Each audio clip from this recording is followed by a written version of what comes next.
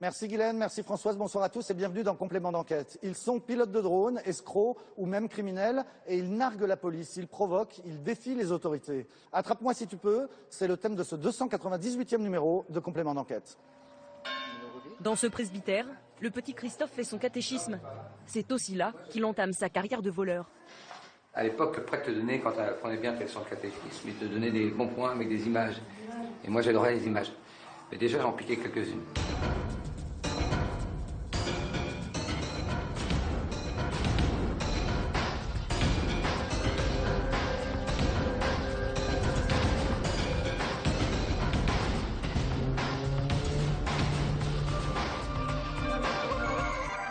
Christophe Rocancourt, que l'on vient de voir, c'est cet escroc qui se prend un peu pour Leonardo DiCaprio dans Attrape-moi si tu peux. Sauf que ce qu'on va vous montrer ce soir, c'est que ces arnaques n'ont pas toujours été très glorieuses. On en parlera avec lui dans les fauteuils rouges. Enquête également ce soir sur un provocateur, un autre, une affaire plus grave, un gendarme qui enquêtait sur ses propres crimes. Mais d'abord, qui sont ces pilotes de drone qui, depuis 6 mois, survolent les centrales nucléaires et autres lieux sensibles? Simple provocation, espionnage ou bien menace terroriste? Pour en parler, nous sommes venus ici, à Brétigny-sur-Orge. C'est un ancien aérodrome qui a été transformé en centre d'essai pour les pilotes de drones. Au début, ils nous ont fait rire, ces amateurs de jouets télécommandés et de belles images interdites. Mais les autorités n'ont plus rigolé du tout lorsque le 31 octobre dernier, 4 centrales nucléaires ont été survolées la même nuit. Et depuis 6 mois, les survols inquiétants se sont multipliés de l'école juive de Toulouse à la base des sous-marins nucléaires de l'île Longue. L'attaque des drones, c'est une enquête de Mathieu Fourou, Tatiana Deligo et Marielle Crook.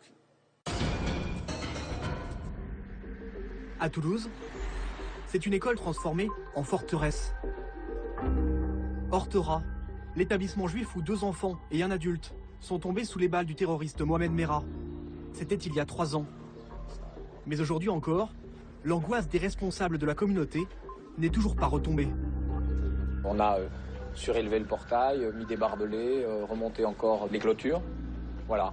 Donc si vous ajoutez à ça la présence des militaires, de services de sécurité, etc., vous avez un environnement qui est assez anxiogène malgré tout. Et en dépit des mois qui se sont écoulés, il reste néanmoins un stress tous les matins et tous les soirs pour les parents et les enfants qui sortent de l'établissement. Le mois dernier, ni les murs, ni les barbelés n'ont pu arrêter une incursion inquiétante au-dessus de la cour de récréation. Une menace venue par les airs qui a pris de court les responsables de la sécurité. Nous avons vu donc un drone survoler l'établissement de cette direction jusqu'à cette direction. Un drone peut être porteur d'une charge explosive ou d'autres éléments qui peuvent être hostiles et dangereux pour nous. Le dirigeant de l'école veut croire qu'il s'agit en fait de petits plaisantins, mais ça ne le fait pas rire du tout. Ils ont l'impression d'être des petits héros de 5 minutes. Bon, c'est des héros de rien du tout.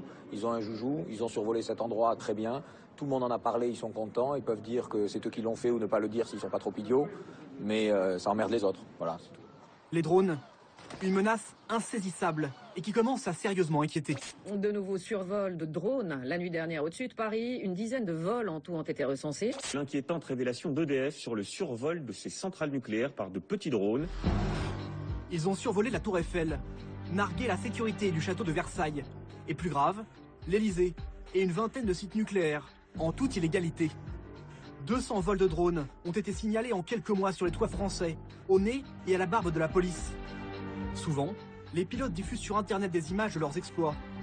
Ils encourent pourtant 75 000 € d'amende, et même de la prison. Il est interdit de survoler des zones d'habitation et des sites sensibles. Car ces engins pèsent parfois plus de 10 kilos et peuvent être dangereux. Un drone, ça peut faire des dégâts considérables si ça tombe sur une personne. Certains peuvent même emporter une charge de plusieurs kilos et la larguer depuis les airs. On voit bien que ça n'a strictement rien à voir avec des jouets et que là on a affaire à des gens qui vraiment sont d'un niveau professionnel. Mais pour l'instant, les autorités semblent démunies. Qui sont ces mystérieux pilotes? Amateurs inoffensifs ou terroristes potentiels? Enquête sur une psychose venue du ciel. Pablo, 25 ans, est l'un des pionniers. Comme lui, 100 000 Français ont acheté cette année un drone pour quelques centaines d'euros. Ils peuvent voler plus de 15 minutes sur des kilomètres. Il y a 1 an, Pablo pratiquait un jeu interdit. Survoler les monuments parisiens. Son préféré, le centre Pompidou, avec ses tubulures, idéal pour les acrobaties aériennes. Alors ce qui nous plaisait ici, c'est le fait qu'il y ait plusieurs niveaux d'obstacles. C'est pas juste une façade à passer au-dessus, c'est vraiment de pouvoir se balader dans la matière, se balader dans l'architecture et d'avoir le côté défi, passer à travers des trous comme une souris. Pablo cherchait à ramener des vidéos qu'il partageait ensuite sur Internet avec ses amis. C'est là que je passe dans la structure. Et sans retour vidéo, c'est-à-dire faire ça en vol à vue. C'est une fois que ça revient au sol, que tu regardes les images, que parfois t'es passé près et la fois d'après tu fais un peu plus attention. Comme Pablo, d'autres ont filmé la capitale, vue du ciel. Prendre de la hauteur pour admirer la Défense à la tombée de la nuit. Flirter avec la Tour Eiffel. Faire des loopings sous l'Arc de Triomphe. Des sensations auxquelles Pablo, le repenti, a renoncé, par peur de blesser un passant.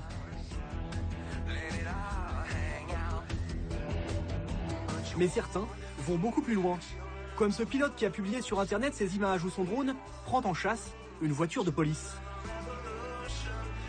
Il finit par être repéré, avant de prendre la fuite sans jamais se faire attraper.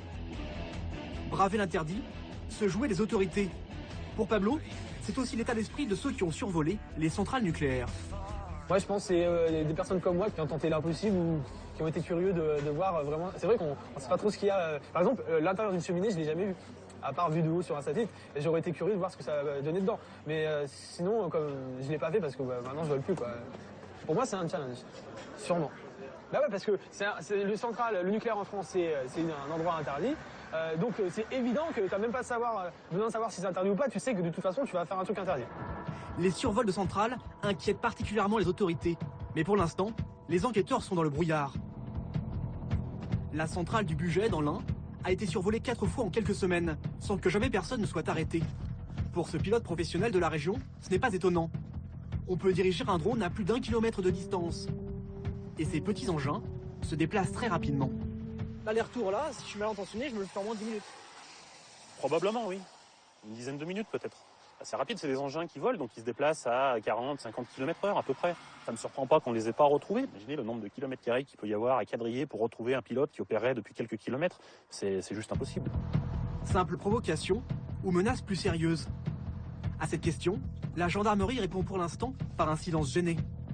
Et sur les centrales, vous avez des pistes? On y travaille. On pourrait en faire une interview? Non. Il n'y aura aucune communication de la gendarmerie? Non. Et pourquoi? Parce qu'il y a plein d'enquêtes en cours, parce que le sujet est sensible, parce que vous allez nous demander si l'Élysée a été survolée, les longues, les centrales nucléaires, et voilà. Sujet sensible, car c'est toute la filière qui a été visée. Sites de stockage, sous-marins nucléaires, et bien sûr les centrales. Le soir du 31 octobre, 4 d'entre elles ont été survolées, au même moment. Était-ce une action coordonnée? Les enquêteurs ont aussitôt soupçonné Greenpeace, connu pour ses coups médiatiques anti-nucléaires. Yannick Rousselet est le spécialiste de ces opérations. Ça, c'était le survol qui a été fait donc, en novembre 2011, dans lequel donc, on a utilisé un drone type L-Delta, et dans lequel on a survolé complètement l'usine de La Hague. Ce survol de 2011 était une première dans l'histoire du nucléaire, destiné à dénoncer les failles des systèmes de sécurité. Mais Yannick Rousselet l'assure, Greenpeace n'a rien à voir avec les survols de ces derniers mois. Les services de l'État continuent malheureusement de penser que ça peut être nous ou des gens autour de nous. On a clairement expliqué dès le début que ce n'était pas nous. On s'est engagé très fermement, publiquement, on s'est engagé devant les autorités françaises, devant le Parlement français. Clairement, nous ne sommes pas de près ou de loin concernés par l'organisation de ces survols. Mais franchement, c'est très bien organisé, c'est une grosse logistique, à différents endroits en même temps. Ça, c'est signé Greenpeace. Écoutez, c'est évident que tout le monde peut penser que, évidemment, Greenpeace serait derrière. Je pourrais même vous dire que, honnêtement, on ne serait même pas en capacité d'organiser quelque chose d'aussi complexe. Qu'on fasse, nous, un survol, oui, qu'on en fasse 2, pourquoi pas. Mais là, lorsqu'on voit le même soir 6 installations survolées en même temps, à la même heure, on voit bien que ça n'a strictement rien à voir avec des jouets et que là, on a affaire à des gens qui, vraiment, sont d'un niveau professionnel. Pour cette fois, Greenpeace nie toute implication. Mais l'ONG s'arrange bien de cette pierre dans le jardin du nucléaire. Aujourd'hui, nos centrales ne sont pas protégées. C'est une nouvelle menace, non évaluée, et dans laquelle on s'est bien aperçu qu'il n'y a aucune contre-mesure efficace aujourd'hui. Rappelons-nous le ministre de l'Intérieur qui, dès le début de l'opération, dès que ça a été public, annonce qu'il a donné ordre de neutraliser les drones. La réalité, c'est qu'il n'y en a pas un sur la table aujourd'hui, que ni les drones, ni les personnes qui les manipulent n'ont été arrêtés. Donc une incapacité totale des services de l'État à faire face. Pas très rassurant. L'Assemblée nationale a organisé en novembre dernier une audition sur cette affaire. Et le général en chef de l'armée de l'air a fait aux députés un étonnant aveu d'impuissance. Les mini-drones dont il s'agit sur les centrales nucléaires, les moyens dont nous disposons aujourd'hui n'ont pas été adaptés à ça. Donc aujourd'hui, nos moyens radars notamment, ne sont pas adaptés à la détection de ce type de choses. Les drones sont trop petits pour être détectés par les radars de l'armée. Alors l'État a lancé en catastrophe un appel d'offres, un programme d'1 million d'euros pour trouver une parade. Mais pour l'instant, elle n'est pas vraiment opérationnelle. Jusqu'ici, seuls les vaches de Midi-Pyrénées avaient pu assister aux essais. Dans un lieu tenu secret, des scientifiques cherchent les techniques capables de repérer un drone aux abords d'un site sensible. 8 mètres, 9 mètres, 10 mètres, 52% de gaz, c'est à 12 mètres. Ces chercheurs travaillent pour un laboratoire de la Défense nationale. Leur trouvaille, un système laser qui permet de détecter instantanément les drones en vol stationnaire. Donc là, t'es à 22 mètres. Vous l'avez ici, et ensuite la question c'est est-ce qu'on peut l'identifier. Donc si on se rapproche encore plus, voilà, on voit qu'on a ici un nuage de points. Si je poursuis un petit peu les points, voilà, on voit bien qu'on a détecté un drone. Ça correspond bien à un drone à voilure tournante, puisqu'on imagine bien ici les pales et le rotor ici, à cet endroit-là. Là c'est facile, il ne bougeait pas. Demain, vous sauriez me le faire quand il est en mouvement, quand il se balade? Alors quand il est en mouvement, aujourd'hui on travaille justement sur ces aspects-là. Et à l'ONIRA, on a donc le projet par exemple Angela qui permettra de faire du tracking sur le drone et de permettre de le suivre en fait, suivant la trajectoire. Pour l'instant, le super laser des autorités ne repère pas les drones en mouvement. Et sa portée n'est que d'un tout petit kilomètre. Voilà pourquoi jusqu'ici, la plupart des pilotes de drones restent insaisissables. Alors quand la justice en attrape un, il est sévèrement puni. L'histoire s'est passée en mer, au large de la côte basque. Laurent Commier est depuis 11 ans le capitaine du remorqueur du port de Bayonne. À l'hiver 2014, il a été confronté au pire sauvetage de sa carrière. Un navire est tombé en panne par gros temps, menaçant de s'écraser contre une digue. Ce sauvetage a été perturbé par l'intervention d'un drone. Face au remorqueur de Laurent, un cargo espagnol en perdition, avec 11 marins à son bord. Des hélicoptères tentent de les évacuer, dans des conditions très difficiles. Mais l'hélitreuillage va être gêné par la présence d'un drone, dirigé depuis la plage, par un pilote amateur, venu filmer l'accident. Moi, je m'attendais pas du tout à ce qu'un drone arrive ce jour-là. Il y avait du vent, c'était des grosses conditions, et puis on était là pour sauver des gens quand même, et pas pour faire du voyeurisme. Je pense que le pilote, de savoir qu'il avait un appareil autour de lui, il avait autre chose à faire que de voir ce que faisait cet appareil. Ça, c'est sûr et certain. Il avait besoin de toute sa concentration pour l'opération qui était déjà hyper délicate. Gêné par la présence du drone, le sauvetage a dû être interrompu de longues minutes, avant que l'équipage ne soit finalement sauvé. Le propriétaire du drone, nous l'avons retrouvé. Pour Loïc Bluzet, c'est un vol chèrement payé. La justice a condamné ce jeune homme à 4 mois avec sursis, la peine la plus sévère jamais prononcée à ce jour. Je suis conscient que c'était une gêne d'avoir un drone dans leur champ de vision. Après, le drone était à 450 mètres. Il était relativement loin, mais bon, on ne peut pas pondérer l'imprévu. Donc, c'est vrai qu'il y avait une part d'inconscience de voler. Et surtout, un risque de collision. C'est vrai, quand on a reposé la machine, c'est le truc. On s'est dit, l'hélico, même si 500 mètres c'est loin, ça reste pas loin. C'est parcouru en quelques secondes pour une machine comme ça. En un an, une vingtaine de pilotes a été condamnés. Très peu comparé aux 200 vols illégaux recensés. À Paris, des vidéos récentes continuent à être mises en ligne. Certains soirs, dans la capitale, jusqu'à 5 survols de drones seraient signalés. Et voilà pour ce reportage signé Mathieu Fourou et Tatiana Daligo. Et on se retrouve ici au Drone Center de Brétigny-sur-Orge avec vous, Michel Polaco. Bonsoir. Bonsoir. Vous êtes journaliste spécialiste des questions de défense et d'aéronautique à Radio France et vous êtes l'auteur de ce livre Drone, l'aviation de demain, point d'interrogation. Je ne sais pas si c'est l'aviation de demain, mais pour l'instant c'est inquiétant ou pas ce qui se passe avec ces drones qui nous survolent? C'est pas inquiétant, mais il faut quand même s'en méfier. Si vous voulez, aujourd'hui, ce sont de petits drones qui sont utilisés pour faire ce qui ressemble plutôt à des blagues qu'autre chose. Même s'il y a probablement derrière ça quelques arrière-pensées écologistes pour les uns, ou de provocation ou de taquinerie vis-à-vis des forces de l'ordre pour les autres.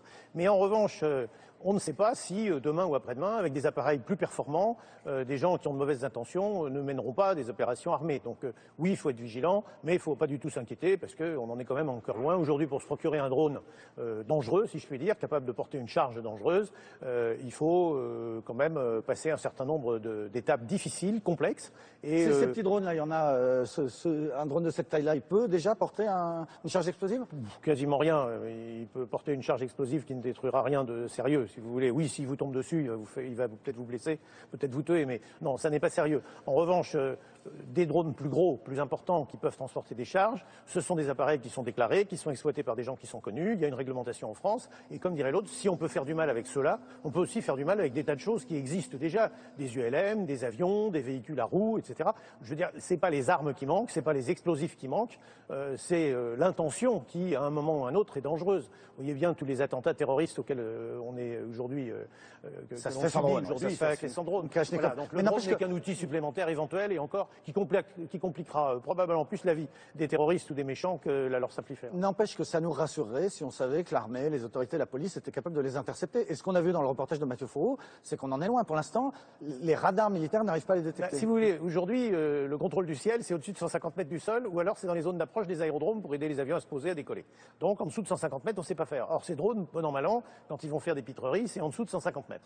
Donc évidemment, il faut trouver quelque chose. Mais il y a des tas de gens qui y travaillent déjà. D'ailleurs, le gouvernement a lancé un appel d'offres, une consultation, pour inciter des entreprises à proposer des solutions. Il y a des solutions acoustiques, c'est-à-dire détecter les drones par leur bruit. Il y a des solutions de type radar ou de type laser, qui sont aussi des solutions opérationnelles, et en tout cas qui pourront être opérationnelles assez vite et intéressantes. Et puis il y a des solutions de type imagerie. Vous savez, quand vous filmez, je ne sais pas, un parc ou un bâtiment, l'image est fixe. Si à un moment donné, il y a quelque chose qui bouge sur l'image, ça crée immédiatement une alerte. Et bien, on est capable à ce moment-là de voir si c'est un drone ou pas un drone et déclencher un système d'alerte. Après, il faut le détruire. Alors, est-ce qu'on va déclarer la guerre aux drones? Est-ce qu'on va se mettre à mettre des canons anti-aériens? Est-ce qu'on va remettre de la DCA dans les rues de Paris? D'abord, est-ce qu'on saurait faire? Est-ce qu'un canon de DCA détruit un drone? Non, c'est pas sérieux. Je crois qu'on n'utilisera pas ce genre de moyens. On utilisera à ce moment-là, si c'est nécessaire, on utilisera peut-être des drones tueurs ou des drones neutraliseurs qui brûleront On a les des images de drones avec des grands filets en dessous.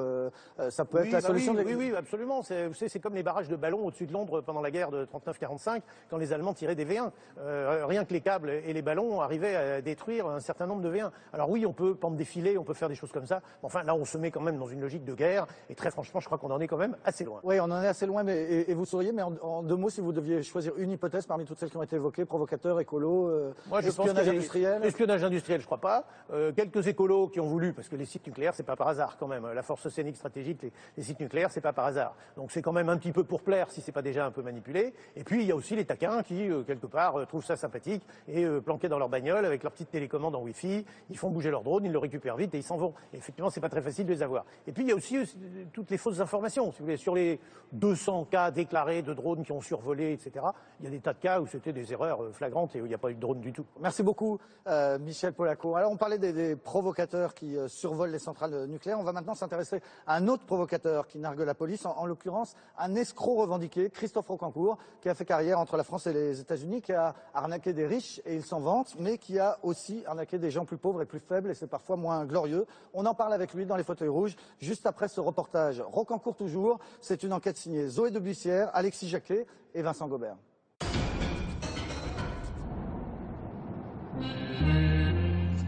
Promis juré, c'est derrière lui. Fini les arnaques, fini la flambe, les palaces, les soirées bling-bling. Christophe Rocancourt l'assure, il est rangé des voitures. Je me suis rendu compte que malgré tout ce parcours, malgré toute cette vie, que j'aurais pu être heureux simplement en restant là où j'étais, dans la simplicité. Puisqu'en fait, c'est l'authenticité, la vérité, c'est ça. Interdit de séjour à Paris, la justice l'empêche aussi de quitter le pays. Alors il vit chichement en Normandie avec sa compagne Alexandra et dit savourer cette vie provinciale. Vous vous sentez pas enfermé ici? Non. En tout cas, c'est une belle prison. La prison, il connaît. 13 années passées derrière les barreaux. L'homme qui aurait détourné des dizaines de millions d'euros serait devenu un asset. Mais dans le petit village du Bec et Loin, avec son vieil ami Serge. Salut Alexandra. Ça va? C'est avec fierté qu'il évoque sa vie d'avant et ses arrivées tapageuses. Voilà, on l'avait posé là-bas. En hélicoptère. Vous voyez le champ là? On l'avait posé là-bas. Plusieurs fois. Plusieurs fois, je venais. Je prenais l'héliport à Paris et je venais en hélico et je me posais là. Puis j'allais voir mon copain. Un brin de nostalgie, mais tout ça, c'est fini. Désormais, Christophe Rocancourt est un amoureux du bocage normand. Un vrai gars du terroir. Ou presque. Et tu regardes ces pommiers, c'est quand même beau, ça a de la gueule, non? Ce que tu vas voir là, c'est pas un pommier. Hein. Non, là-bas, c'est un cerisier. C'est un merisier. Merisier. Il manque encore la dernière touche, mais le tableau du Rocancourt des champs est presque achevé. Oh, Titi Willy, ça. Oh là, elle est dingue. Une belle histoire de repenti, d'un hors-la-loi, devenu honnête. Pourtant, Christophe Rocancourt vient à nouveau d'être mis en examen dans 2 affaires. Soupçonné dans un trafic de titres de séjour, il serait aussi lié à l'affaire du 36, des 50 kilos de cocaïne dérobés par un policier. Alors, qui est vraiment ce gamin du ruisseau, devenu escroc à Hollywood, puis vedette en France? Chacun Christophe Rocancourt. La presse en a fait l'escroc des stars, un Arsène Lupin glamour qui volerait les riches sans faire de mal à personne. Ce livre raconte 4 grandes périodes de votre vie. Mais bien loin de la légende, quel est son vrai parcours, son vrai visage? Quelles sont ses vraies victimes? Voici une autre histoire de Christophe Rocancourt. Elle commence dans le village de Conteville, près de Honfleur, sur le parking de l'église. Au tout début des années 70, la famille Rocancourt y plante sa caravane, une vie de misère. C'est la tombée sur ça, Et vous, votre caravane, elle était où? Elle était là, elle s'est passée là. C'est un peu les mines du Nord, de Zola. Ils faisaient quoi, vos parents? Mon père était docker. Il avait travaillé à la ferme chez mon oncle. Et après, il avait fait les docks au Havre, les dockers. Ma mère, bon, elle avait une profession, la plus vieille profession du monde. C'est-à-dire? Elle vendait ses charmes. Dans ce presbytère, le petit Christophe fait son catéchisme. C'est aussi là qu'il entame sa carrière de voleur. À l'époque, le prêtre te donnait, quand tu apprenais bien son catéchisme, il te donnait des bons points avec des images. Et moi, j'adorais les images. Mais déjà, j'en piquais quelques-unes. Un garçon malchanceux qui choisit de ruser pour s'acheter une vie meilleure que celle de ses parents.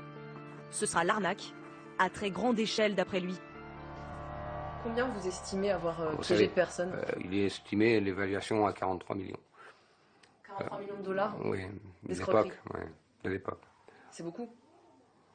Je vous laisse apprécier, je ne sais pas si c'est beaucoup. Comment est-ce que vous choisissez les gens à cette époque-là?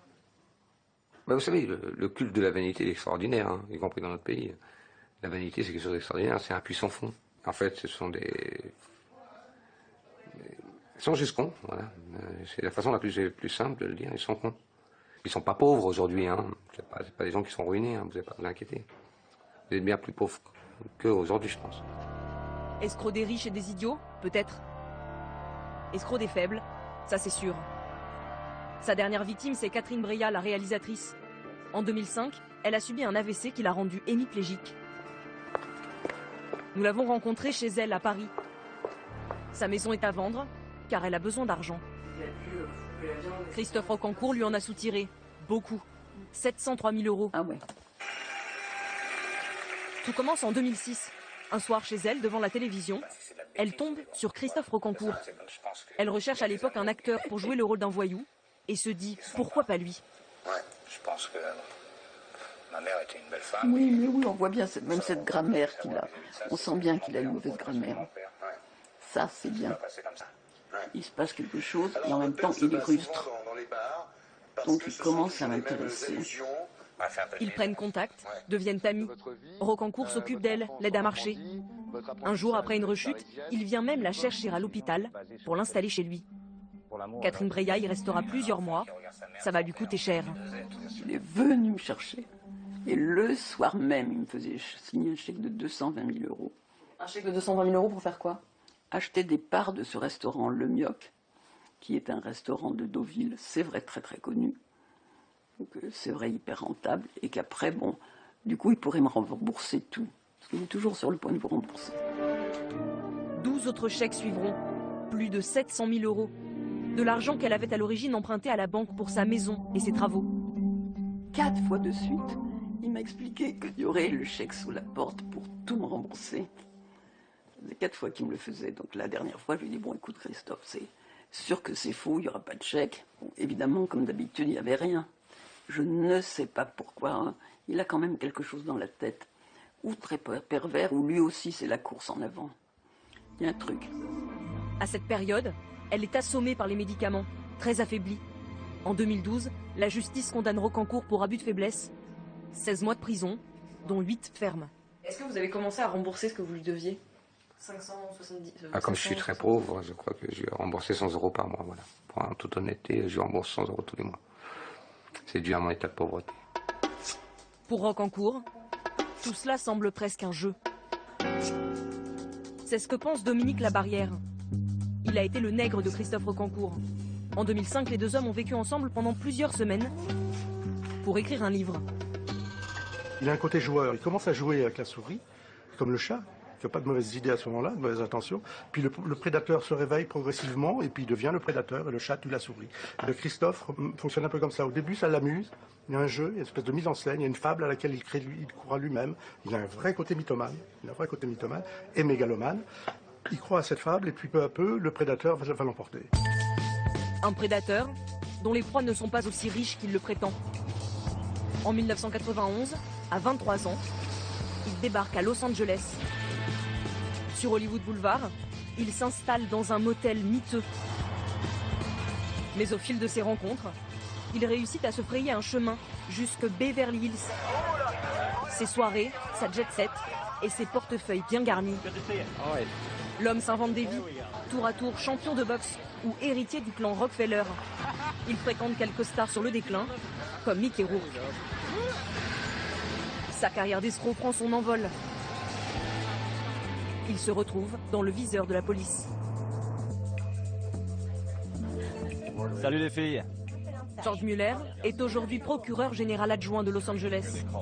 À l'époque, il a traqué Rocancourt pendant 5 longues années. Il le connaît par cœur.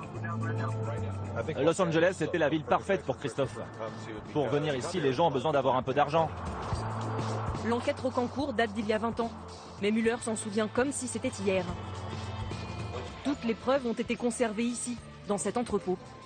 Toutes les grandes affaires sont là. Charles Manson, Sirhan, O.J. Simpson, tout est archivé ici. Aux côtés de ces grands noms du crime, trônent 5 boîtes consacrées à l'escroc français. À l'intérieur, quelques clés pour comprendre son mode opératoire. Quand on a perquisitionné chez lui, on a retrouvé ça, dans la poche d'une veste au fond de son placard. Un passeport américain. Vous voyez, c'est un vrai passeport, un passeport officiel.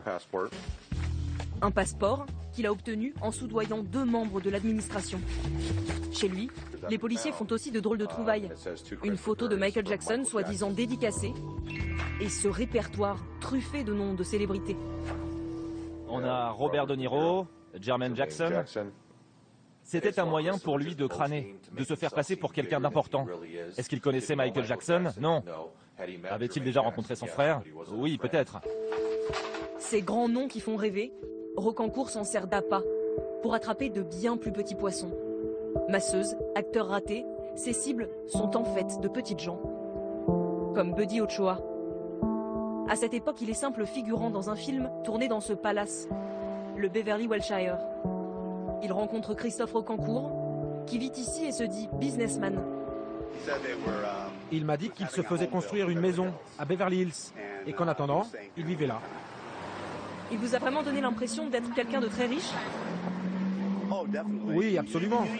Il y avait même un ascenseur privé pour monter directement dans sa suite. Le manager nous y a conduits parce que Christophe voulait montrer sa chambre. Il avait l'étage entier. Rocancourt laissera une ardoise de 60 000 $ à l'hôtel. Mais ça, Buddy ne le sait pas encore. Les deux hommes sympathisent. Le Français en met plein la vue à ce fan d'Elvis au chômage. C'était il y a très longtemps. De super souvenirs. Le piège va se refermer. Un jour, on déjeunait et je lui ai demandé « Mais qu'est-ce que tu fais dans la vie ?» Il m'a dit « Je fais de l'argent pour les autres. » Il m'a dit ça droit dans les yeux. Et il m'a demandé « Tu as de l'argent à investir ?» Moi, je n'avais jamais rien investi, je n'y connaissais rien. Et je lui ai dit « Oui, j'ai un peu d'économie, mais pas grand-chose. » Il m'a dit « Tu pourrais mettre 50 000 $. » Buddy vide son compte, emprunte à ses parents et réunit à peine 15 000 $. Rocancourt les prend et lui en promet 80 000 à une condition. Je lui ai fait un chèque, mais il m'a dit « Non, je ne prends pas de chèque. Il me faut du cash. » Et ça ne vous a pas alerté à ce moment-là? Si, un peu. J'ai pesé le pour et le contre, mais ça avait l'air tellement beau. Je me suis dit qu'il était digne de confiance. J'ai repensé à l'hôtel où il vivait, à tout cet argent qu'il semblait avoir. Et moi, j'en avais besoin d'argent. J'étais désespéré. Mais après plusieurs mois, l'argent ne vient pas. Buddy ne lâche pas Rocancourt, qui finit par lui rendre 5 000 $. 20 ans plus tard, Buddy jure attendre toujours le reste. Christophe, tu m'as pas remboursé. Tu me dois encore 10 000 $. Christophe Rocancourt, lui, assure avoir tout remboursé. Dans son duel avec le Français, Georges Muller, le policier, reconnaît un talent à son adversaire, celui de repérer très vite la faiblesse des gens. Il choisit des personnes vulnérables, des personnes dont il sait qu'il pourra prendre l'argent sans qu'il n'ose porter plainte. Il les choisit très bien. Tout ça, c'est un jeu pour lui. Il y jouera toute sa vie. Un jour, alors qu'il était en cavale, il m'a même appelé à mon bureau. Il m'a dit « Écoutez, je suis très bon dans ce que je fais, vous êtes très doué aussi. On devrait se rencontrer, prendre une tasse de thé. » C'est vous dire à quel point il a du culot. Après une longue cavale, Rocancourt finit par tomber en 2001. Il fait 5 ans de prison et rentre en France. À Paris, son histoire connaît un succès fou et sa frimousse plaît aux médias. Je me suis dit, il a tout pour entrer dans le droit chemin. Pour arrêter. Un jour, je lui dis, c'est une nuit, nous sommes en Normandie, je lui dis, mais Christophe, tu pourrais être mon fils, je peux te parler. Arrête de faire le con, tu as passé 12 ans de ta vie en prison, tu as à peine 40 ans, tout le monde est là pour t'aider. Ton éditeur, tu as des gens autour de toi, tu as un projet de ligne de jeans à Paris, tu auras d'autres projets. Et il dit oui, mais il n'en pense pas un mot. Il n'en pense pas un mot parce qu'il ne peut pas, à mon avis, faire autre chose. Rocancourt pourrait enfin mener une vie rangée, mais le prédateur reprend le dessus et trouve de nouvelles proies. Alors qu'il écrit un nouveau livre, son éditeur accepte de le loger pendant 3 mois, rue de la Paix, dans le quartier le plus chic de la capitale, dans le pied-à-terre d'un Américain, Jeffrey Wade, très malade à l'époque. Ça, c'était mon salon. C'était ma pièce préférée. C'est moi qui avais dessiné les canapés. Au bout de 3 mois, l'éditeur cesse de payer, mais Rocancourt reste. Mieux, il refuse de s'acquitter du loyer, 3 000 € par mois. Selon Jeffrey, le Français aurait squatté l'appartement pendant 1 an. Je lui ai dit, je vais aller porter plainte à la police si tu ne me rembourses pas. Il m'a dit, oui, vas-y, il ne m'arrivera jamais rien. Je lui ai dit, ah bon? Et il m'a répondu, oui, regarde ce nom sur mon téléphone. Il me montre un contact, c'était la ministre de la Justice. Il me dit, c'est ma maîtresse. On se voit toutes les semaines. Tu veux que je te le prouve? Il appelle et une femme décroche. Il dit quelque chose en français comme « Hey bébé, tu veux qu'on se voit cette semaine? J'ai envie de te voir. » Il raccroche et il me dit « Ah, tu vois ?» Et je lui dis « Mais comment veux-tu que je te croie ?»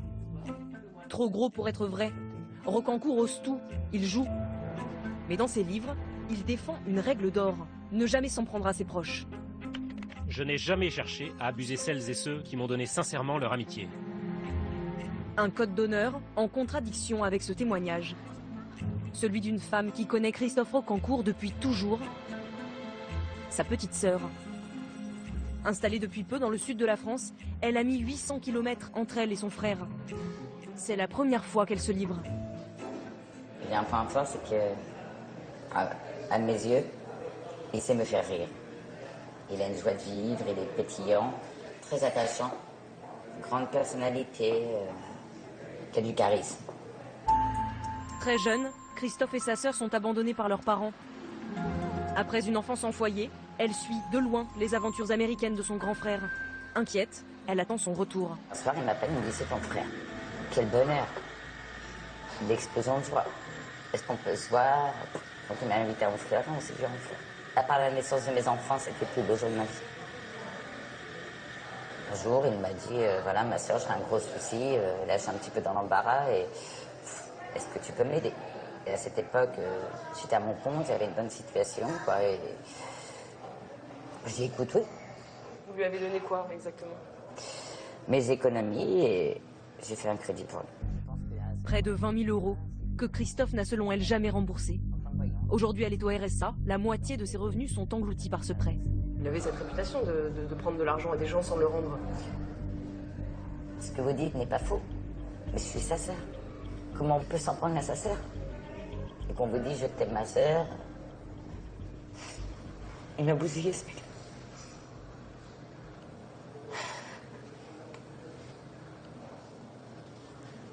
C'est pas anodin, personne ne comprend. La haine et l'amour. Mais qu'est-ce que je l'aime? Christophe Rocancourt a de la chance. Sa sœur ne portera jamais plainte contre lui.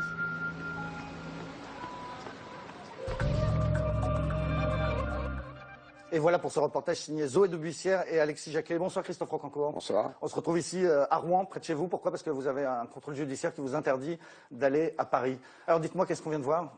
Même votre sœur? Bon, ma sœur, elle est gentille, je lui en veux pas.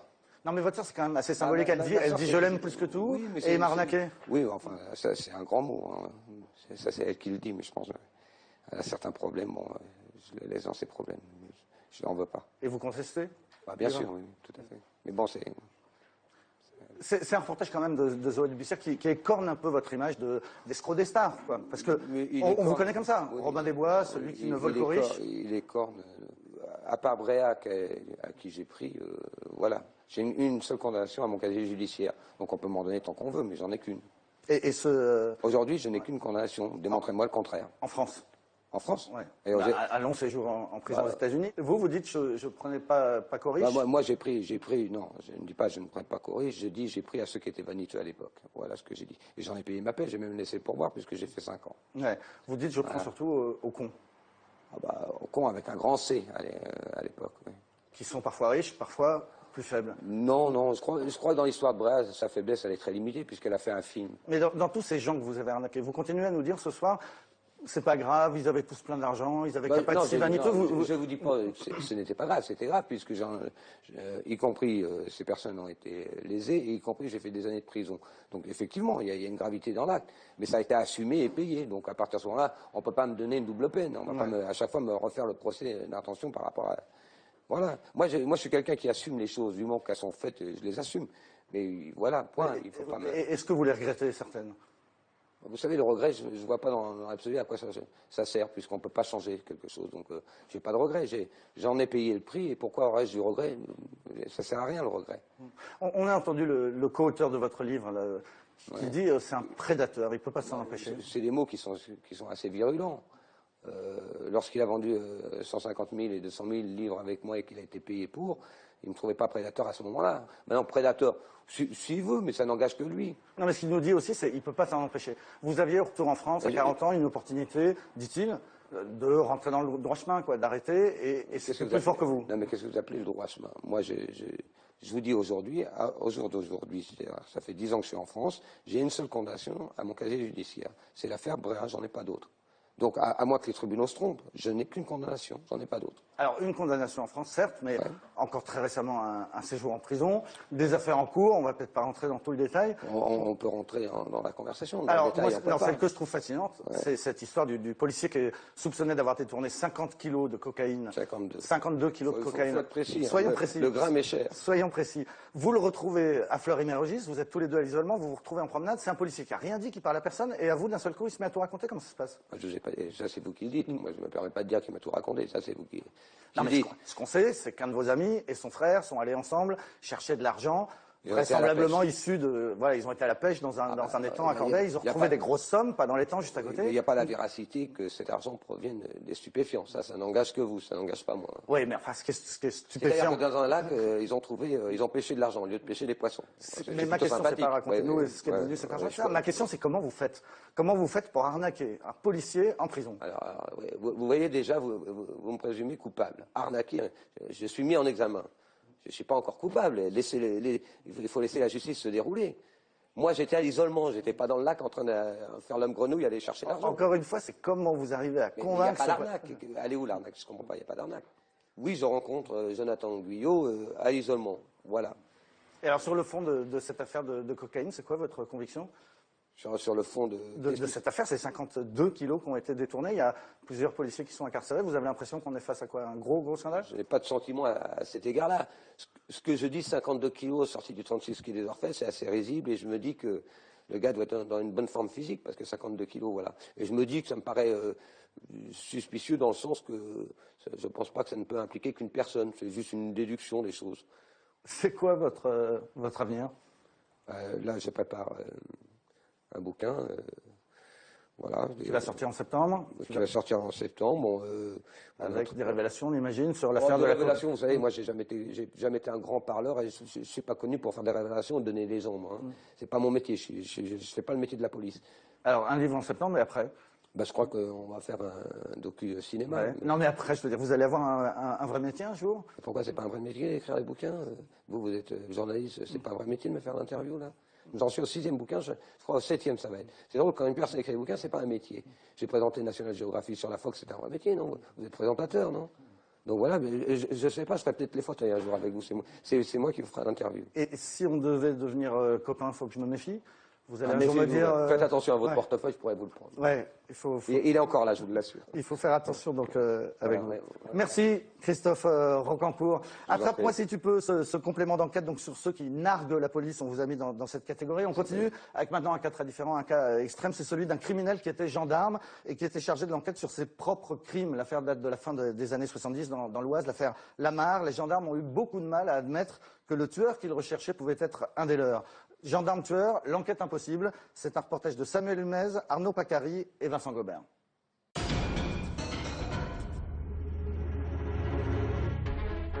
C'est une histoire qui a fait frémir toute une région. Un road movie sanglant. En 1978, celui qu'on surnomme le tueur de l'Oise va pendant près d'un an attaquer des jeunes femmes à coups de revolver. Il finira par abattre une autostoppeuse. Cette affaire hante toujours Henri Cavalier, 76 ans. L'ancien capitaine de gendarmerie la vit comme une honte, une tache sur son uniforme. C'est une de mes tenues qui me reste, que je mets de temps à autre pour faire voir mes petits-enfants. Pendant 10 mois, le tueur de l'Oise a nargué Henri Cavalier, jusqu'au terrible jour où le gendarme découvre que le psychopathe est l'un de ses hommes. On s'est senti trahi, bafoué par quelqu'un à qui on avait donné confiance, qui était chargé de mission, de protection et qui a basculé de l'autre côté, quoi. C'est quelque chose qu'on n'oublie pas. En fait, ça vous ruine un petit peu la vie tout doucement. Le gendarme a 22 ans, il s'appelle Alain Lamar. Il ne sera confondu qu'après de longs mois d'enquête. L'affaire Lamar ou l'histoire d'un fiasco. À l'époque, policiers et gendarmes se font la guerre.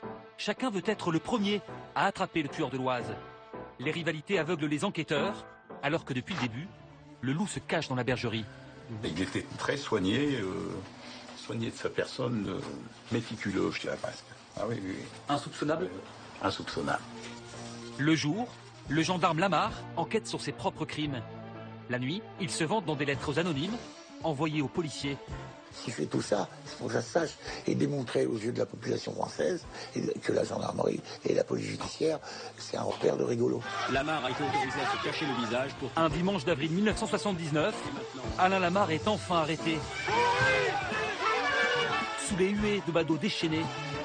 Pourquoi n'a-t-il pas été démasqué plus tôt? Policiers et gendarmes se sont-ils voilés la face par peur du scandale? Je m'en veux qu'il y ait une morte de trop et une blessée à vie de trop. L'affaire du tueur de l'Oise commence il y a 36 ans, pendant l'été 78. Ce soir-là, Alain Lamar vient de finir son service. À la tombée de la nuit, il repère une voiture isolée, les clés sur le contact. Il s'en empare. Armé d'un Beretta 9 mm, il sillonne la région pendant plusieurs heures, à la recherche d'une proie. À Pont-Sainte-Maxence, le gendarme aperçoit une jeune fille sur le trottoir, avance à sa hauteur et lui tire dessus à 3 reprises. 3 mois plus tard, à Compiègne, il percute violemment une femme roulant à mobilette, puis récidive une semaine après avec une cycliste. La psychose se propage dans la région. depuis qu'il y a eu les premiers crimes, j'ai un revolver. Vous pouvez nous montrer là? Oui, bien sûr. Tiens. Lacrymogène. Bientôt, ce sont les forces de l'ordre elles-mêmes qui sont visées. Ory-la-Ville, 2 h du matin. Sur le parking de la gare, une patrouille de gendarmerie tombe sur une Peugeot 504.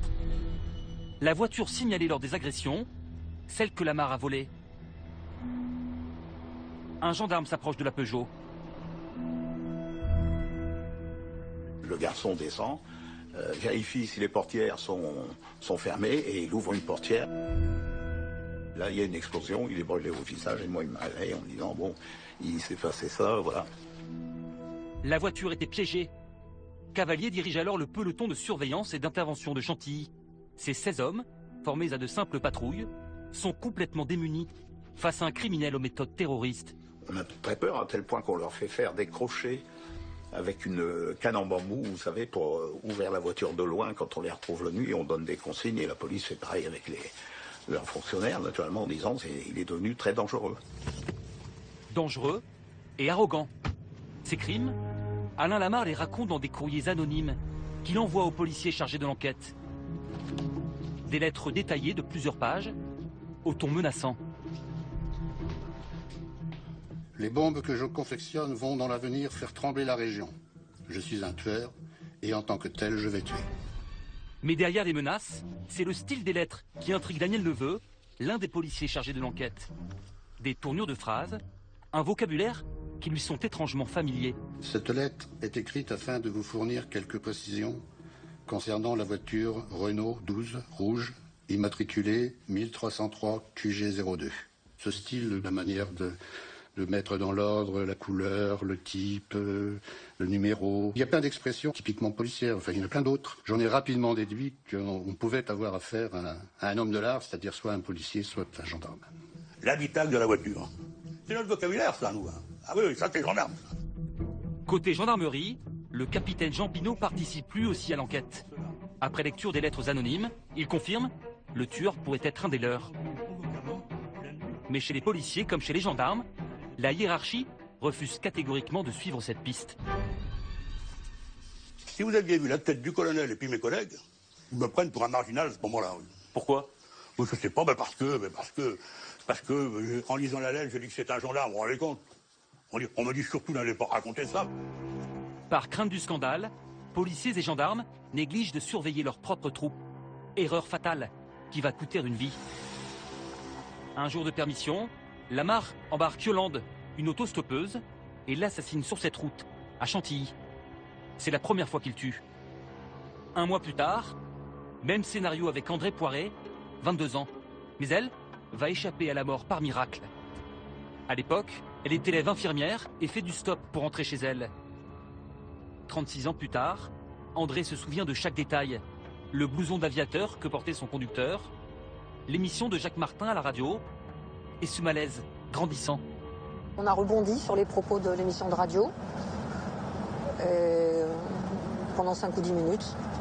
Et ensuite, il s'est tu et moi aussi. Là, qu'est-ce que vous vous êtes dit? Vivement que j'arrive à Crépy. Pourquoi? Il me semble qu'il avait quand même déjà mis la main dans son blouson. Et ce geste m'a un peu inquiété. Après un long silence, alors qu'il roule à vive allure, Alain Lamar sort brusquement son Beretta et tire 3 fois sur sa passagère, la touchant à la poitrine et aux jambes. Je n'avais mal nulle part, donc j'avais du mal à penser que c'était réel. Et c'est quand j'ai perdu l'équilibre et que j'ai senti mes jambes se paralyser que j'ai réagi, que je me suis dit si c'est réel, il se passe quelque chose de réel. Et là j'ai pas du tout réfléchi, j'ai ouvert la portière et je me suis éjectée de la voiture. Je me suis dit si je reste, je suis morte. Alors qu'André gît sur la chaussée, quelques kilomètres plus loin, Lamar tombe par hasard sur un barrage de gendarmerie. Il le force et prend la fuite avant de s'enliser au bord de l'Oise. Une centaine de gendarmes ratissent le périmètre, aidés par un hélicoptère. Mais à la nuit tombée, le fugitif s'est envolé. Un coup de maître qui conforte l'inspecteur Neveu dans sa thèse d'un flic tueur. Il était passé au travers des mailles du filet, c'est qu'il connaissait le mode de fonctionnement du filet, peut-être. Là encore, ça pouvait être un argument de plus pour dire que c'est quelqu'un qui était du métier. C'est un tournant, je pense que là, il faut cesser de plaisanter. Et donc, comme je sais qu'il y a un journaliste qui suit l'affaire de très très près, je lui laisse entendre qu'il serait temps quand même de passer une information qui remette les pendules à l'heure. La piste d'un tueur policier ou gendarme est révélée au grand public. L'auteur du scoop, c'est lui, le journaliste Ivan Stefanovic. L'affaire l'obsède au point qu'il espionne jour et nuit les enquêteurs, écoute leur communication grâce à des scanners radio importés du Japon. J'en ai un qui était sous mon lit et un dans ma voiture. Et ma femme a vécu un enfer. D'ailleurs, elle a divorcé peu après. On peut la comprendre. Ivan Stefanovic va même jusqu'à glaner en douce des empreintes de policiers et de gendarmes pour les faire comparer à celles retrouvées dans les voitures volées. J'avais convaincu un bistrotier et il me gardait soigneusement les verres qui avaient été utilisés par des gendarmes ou des policiers. Et y compris de la police municipale d'ailleurs. Et puis il me les filait et je les donnais aux flics. Mais on n'a jamais trouvé parce que Lamar il n'allait pas dans les bistrots. Voilà. Pour démasquer le tueur de l'Oise, il faudra un coup du destin. En mars 79, à bord d'une énième voiture volée, il tombe en panne sur l'autoroute. Grâce au témoignage du dépanneur, un portrait robot est établi, le 3e depuis le début de l'affaire. Ce sera le bon. Dans la compagnie du capitaine Pinault, on croit reconnaître le visage d'Alain Lamar, un ancien gendarme du groupe. Reste à savoir si son écriture correspond à celle des lettres anonymes. On prend le carnet de déclaration, et on compare l'écriture. Les mots du carnet de déclaration avec les mots de la lettre anonyme. Et nous sommes stupéfaits, c'est la même chose. À l'époque, le jeune Lamar travaille sous les ordres d'Henri Cavalier. L'homme se souvient du coup de fil lui apprenant la nouvelle. Il en tremble encore. C'est pas possible. Je le connais, quelquefois il vient même manger chez moi. Je vais confier quelquefois ma fille en lui disant ça ne vous dérange pas de la déposer au lycée, ceci, cela. J'ai passé des nuits avec lui dans mon véhicule civil, à planquer à la gare d'Aury-la-Ville en civil avec une arme. Il aurait pu me tuer à chaque fois que je suis descendu au cours de la nuit pour aller voir quelque chose ou n'importe, vous voyez. C'est ici, dans son appartement de fonction, au 3e étage, que le gendarme Alain Lamar a été arrêté la nuit dernière. Lorsqu'Alain Lamar est interpellé, ses collègues découvrent dans son appartement de fonction un arsenal. L'homme se préparait à la guerre. C'est un PC militaire, si vous voulez. Il y a une grande ficelle de tendue dans la chambre, avec une toile de tente capi, avec des plans au mur, des itinéraires. Il y a des explosifs de près, des armes, jumelles, boussoles. Il y a l'endroit où il vit. Vraiment, c'est fantasme. Selon les psychiatres, Alain Lamar souffre d'une schizophrénie rare. Il est déclaré irresponsable. Il n'y aura pas de procès. L'affaire, embarrassante pour les forces de l'ordre, s'arrête là. Depuis 36 ans, André Poiré vit une double peine. Paraplégique suite aux 3 balles reçues à bout portant, elle se sent aussi méprisée par la justice. Qu'est-ce que ça aurait changé pour vous, le fait qu'il y ait un procès justement ? À comprendre et puis à m'inscrire dans une histoire collective et peut-être aussi avoir une parole d'excuse quand même de la part de toutes les personnes qui sont impliquées dans cette histoire. Si l'enquête avait été bien menée, Alain Lamar aurait pu être arrêté avant que Yolande et moi ne soyons agressés. À 56 ans, André a traversé beaucoup d'épreuves. Les opérations à l'hôpital, les nuits de cauchemar, une vie bien différente de ce qu'elle imaginait jeune fille. La plupart des gens me disent qu'on ne me reconnaît pas sur cette photo, mais finalement moi non plus, parce que pour moi cette personne-là, elle est morte. Parce que moi non plus je ne me reconnais pas là. Cette jeune fille, elle a été tuée en voiture, c'est ça que vous... Oui, c'est ça que je dis. Ouais. C'est ça que je pense et que je n'exprime pas souvent, bien sûr. Parce qu'il a fallu reconstruire une autre personne, une autre personnalité. Se reconstruire après l'accident. Aujourd'hui encore, André parle d'un accident. Une façon pour elle de mettre à distance ce crime que la justice n'a jamais reconnu.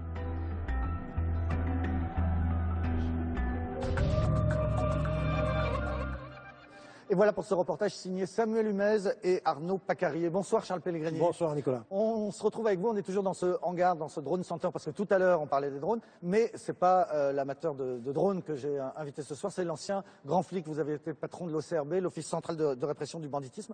Aujourd'hui vous êtes consultant en analyse de risque. Cette affaire Lamar, à l'époque vous étiez déjà à l'OCRB, oui. Elle a marqué tout le monde, non? Oui, elle a marqué tout le monde, d'abord parce que ça désacralise les institutions. Vous savez, ce qui a marqué toute cette enquête, parce qu'au bout d'un moment, ils ont commencé à comprendre, c'était ça ne peut pas être un gendarme, ça ne peut pas être un policier.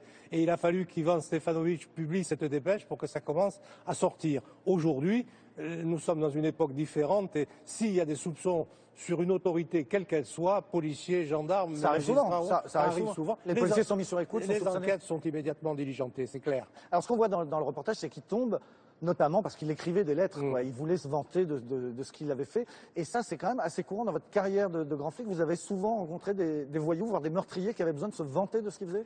Oui, alors je vais un peu généraliser, j'allais dire pas seulement dans ma carrière, mais on voit bien.